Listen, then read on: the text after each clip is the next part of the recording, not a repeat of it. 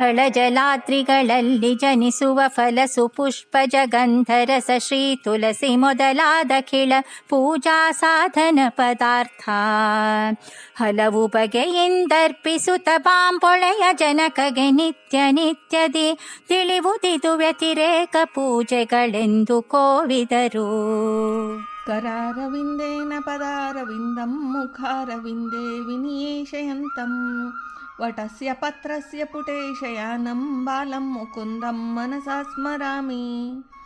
ದಾಸವರ್ಯಂ ದಯಾಯುಕ್ತಂ ದೂರೀಕೃತ ದುರಾಶಿಷಂ ಹರಿಕಥಾಮೃತಸಾರ ವಕ್ತಾರಂ ಜಗನ್ನಾಥ ಗುರುಂ ಭಜೆ.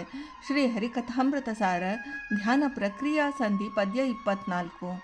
ಸ್ಥಳ ಜಲಾದ್ರಿಗಳಲ್ಲಿ ಜನಿಸುವ ಎಂಬ ಪದ್ಯದಲ್ಲಿ ಶ್ರೀ ಜಗನ್ನಾಥದಾಚಾರ್ಯರು ಭೂಮಿ, ನೀರು, ಪರ್ವತ ಈ ಸ್ಥಳಗಳಲ್ಲಿ ಉತ್ಪನ್ನವಾಗುವ ಫಲಗಳು, ಸುಗಂಧಯುಕ್ತ ಹೂಗಳು, ಪುಷ್ಪಗಳ ಪರಿಮಳ, ಮಕರಂದ, ಮಧು, ಶ್ರೀ ತುಳಸಿ ಇತ್ಯಾದಿ ಸಮಸ್ತ ಪೂಜಾ ಯೋಗ್ಯವಾದ ಪರಿಕರಗಳನ್ನು ನಾನಾ ಪ್ರಕಾರವಾಗಿ ಗಂಗಾ ಜನಕನಾದ ರಂಗನಿಗೆ ನಿತ್ಯವೂ ಅರ್ಪಿಸುವ ಪೂಜಾ ವಿಧಾನವೇ ವ್ಯತಿರೇಕ ಪೂಜಾ ಎಂದೆನಿಸುವುದು. ಸ್ಥಳ ಜಲಾದ್ರಿಗಳಲ್ಲಿ ಜ್ಞಾನಿಗಳು ಮಾಡತಕ್ಕ ವ್ಯತಿರೇಕ ಪೂಜಾ ವಿಧಾನವನ್ನು ಈ ಪದ್ಯದಲ್ಲಿ ತಿಳಿಸುತ್ತಾರೆ. ಸಾಮಾನ್ಯವಾಗಿ ಸ್ವಯಂ ವ್ಯಕ್ತ ರೂಪಗಳಾದ ಸಾಲಿಗ್ರಾಮಾದಿಗಳ ಪೂಜೆ, ಪ್ರತಿಮಾದಿಗಳಲ್ಲಿ ವಿದ್ಯುಕ್ತವಾಗಿ ತಂತ್ರನ್ಯಾಸ, ಮಾತೃಕಾನ್ಯಾಸ ಪದ್ಧತಿ ಕ್ರಮಗಳಿಂದ ಬಿಂಬಾವನೆಗೈದು ತಂತ್ರ ಸಾರೋಕ್ತ ಪೂಜಾ ಮಾಡುವುದು ನಿತ್ಯಾದಿ ಕರ್ಮ ಅನುಷ್ಠಾನದಲ್ಲಿ ಆಚರಿಸುವ ವಿಧಾನ. ಆದರೆ ನಮ್ಮ ಸುತ್ತಲೂ ಹಬ್ಬಿ ಹರಡಿರುವ ವಿಶಾಲವಾದ ಪ್ರಕೃತಿಯ ಚಿತ್ರ ವಿಚಿತ್ರವಾದ ವೈಭವಗಳಿಂದ ವಿದ್ಯಮಾನವಾಗಿದೆ.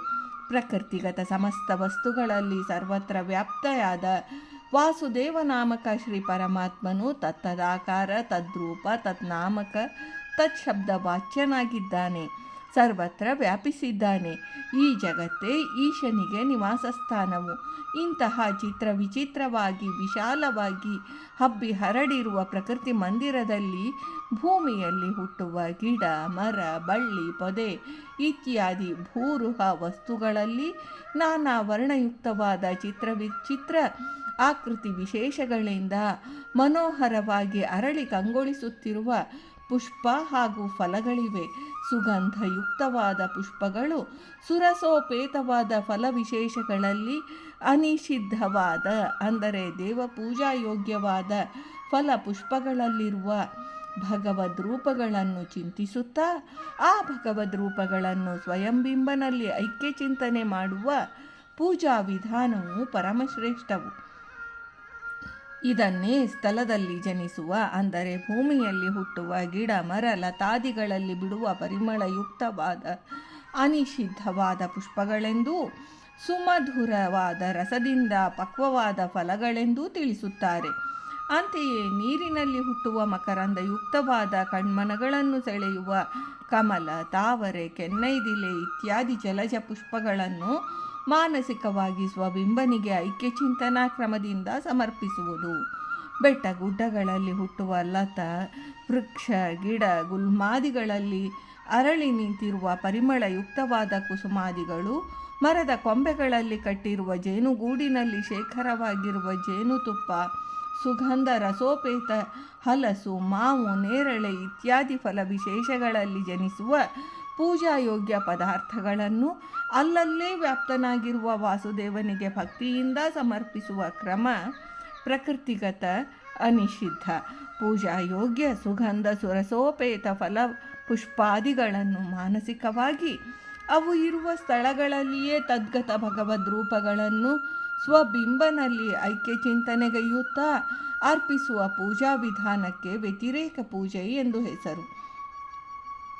ಭಾಗವತೋತ್ತಮ ಕನಕದಾಸರು ತಮ್ಮ ಗುರುಗಳಾದ ಶ್ರೀ ಚಂದ್ರಿಕಾಚಾರ್ಯರ ದರ್ಶನಾರ್ಥವಾಗಿ ಬರುತ್ತಿರುವಾಗ ಮಾರ್ಗ ಮಧ್ಯದಲ್ಲಿ ತಾವು ಕಂಡ ಸರೋವರಗಳಲ್ಲಿ ಬೆಳೆದ ಕಮಲ ಪುಷ್ಪಗಳು, ಸುತ್ತಲೂ ಭೂಮಿಯಲ್ಲಿ ಬೆಳೆದಿದ್ದ ಗಿಡ ಮರಗಳಲ್ಲಿ ಕಂಗೊಳಿಸುತ್ತಿದ್ದ ಸುರಸೋಪೇತ ಫಲಾದಿಗಳನ್ನು ತಮ್ಮ ಮನಸ್ಸಿನಲ್ಲಿಯೇ ಸ್ವಬಿಂಬಮೂರ್ತಿಗೆ ಅರ್ಪಿತವೆಂದು ಭಾವಿಸುತ್ತಾ ಭಕ್ತಿ ಭಾವದಿಂದ ವ್ಯತಿರೇಕ ಪೂಜೆ ಮಾಡುತ್ತಾ ಮಾರ್ಗವನ್ನು ಅತಿಕ್ರಮಿಸುತ್ತಿದ್ದರು.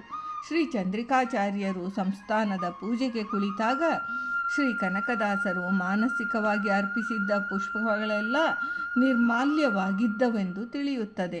ಹಾಗೆಯೇ ಯದುಕುಲ ಲಲಾಮನಾದ ಶ್ರೀಕೃಷ್ಣನನ್ನು ಯಾವಾಗ ಕಂಡೇನೋ ಎಂಬ ಭಾವೋದ್ವೇಗದಿಂದ ದ್ವಾರಕೆಯತ್ತ ಭಕ್ತಾಗ್ರಣಿ ಶ್ರೀ ಕುಚೇಲನು ಹೊರಟಿದ್ದಾಗ ವ್ಯತಿರೇಕ ಪೂಜಾಕ್ರಮದಲ್ಲಿ ತಾವು ದಾರಿಯಲ್ಲಿ ಕಂಡ ಪೂಜಾ ಯೋಗ್ಯ ಫಲ ಪುಷ್ಪಗಳನ್ನೆಲ್ಲ ಇದು ಶ್ರೀಕೃಷ್ಣನಿಗೆ ಅರ್ಪಿತವಾಗಲಿ ಎಂಬ ಅನುಸಂಧಾನದಿಂದ ಮಾನಸಿಕವಾಗಿ ಅರ್ಪಿಸುತ್ತಿದ್ದರು.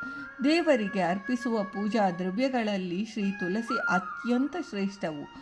ಶ್ರೀ ತುಳಸಿ ವಿರಹಿತ ಪೂಜೆಯನ್ನು ಶ್ರೀಶನು ಎಂದಿಗೂ ಸ್ವೀಕರಿಸನು. ಇತರ ಎಲ್ಲ ಪೂಜಾ ಸಾಧನಗಳಿದ್ದು ತುಳಸಿ ಇಲ್ಲದ ಪೂಜೆಯನ್ನು ಶ್ರೀ ನಲ್ಲವಲ್ಲನೆಂದು ಶ್ರೀ ಪುರಂದರದಾಸರ ವಚನ. ತುಳಸಿ ತುಳಸಿ ಎಂದು ಸ್ಮರಣೆ ಮಾಡಿಯಾದರೂ ಜಲಜಾಕ್ಷನಿಗೆ ಅರ್ಪಿಸಿರಯ್ಯ ಎಂದು ಶ್ರೀ ವಿಜಯರಾಯರು ಎಚ್ಚರಿಸಿದ್ದಾರೆ. ಶ್ರೀಕೃಷ್ಣನ ಷಣ್ಮಹಿಷಿಯರಲ್ಲಿ ಒಬ್ಬಳಾದ ಜಾಂಬುವತಿ ದೇವಿಯಲ್ಲಿ ನಿತ್ಯ ಲಕ್ಷ್ಮೀ ಆವೇಶವಿರುವುದು. ಜಾಂಬುವತಿಯೇ ಶ್ರೀ ತುಳಸಿಯು. ಜಾಂಬುವತಿಗೆ ಮಹಾರುದ್ರ ದೇವರ ಅವತಾರಭೂತರಾದ ಜೈಗೀಶವ್ಯರಿಂದ ಉಪದೇಶ ತಾರತಮ್ಯ ಕ್ರಮದಲ್ಲಿ ತುಳಸಿಯನ್ನು ಉಮಾ ಆದ ಮೇಲೆ ರುದ್ರದೇವರ ಕೆಳಗೆ ಚಿಂತಿಸಬೇಕೆಂದು ಶ್ರೀ ಜಗನ್ನಾಥದಾಸಾರ್ಯರು ಈ ಪದ್ಯದಲ್ಲಿ ಹೇಳಿದ್ದಾರೆ. ಭಾರತೀ ರಮಣ ಮುಖ್ಯ ಪ್ರಾಣಾಂತರ್ಗತ ವೃಂದಾವನ ವಿಹಾರಿ. ಶ್ರೀಕೃಷ್ಣಾರ್ಪಣಮಸ್ತು.